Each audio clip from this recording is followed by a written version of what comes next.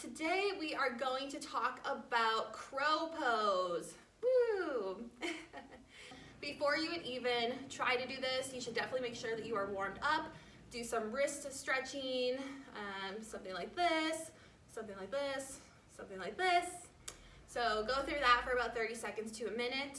And then also you might want to make sure that your hips are a little bit looser. So you can do some lunges to stretch out your hip flexors because you will be needing those.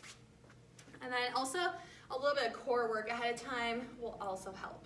So a lot of times in class, we kind of just like go into this pose where it's a really wide, like a really wide crow pose where your knees are kind of hanging off over your shoulders, or sorry, over your arms, and just kind of like hanging out there.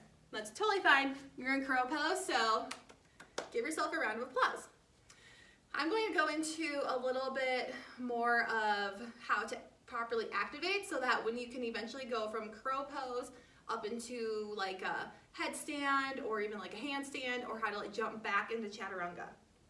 Okay, so what we're going to do is start to lift up onto our toes. Still have my arms and my hands nice and active. I'm going to put a slight little bend into my elbow and then into the knees. So now my knees are really right in the armpits. And then we start to fly. So I'm looking forward, leaning forward, then boom. So I'm really using my deep abdominal muscles to lift up my hips. The weight is in the fingertips. And then I slowly lower back down. So what the real difference is in doing that, and instead of just like dumping into it, is that you're using this lower core area to lift up the hips. And when you do that, you're actually like pretty weightless, and it's pretty easy to balance, honestly.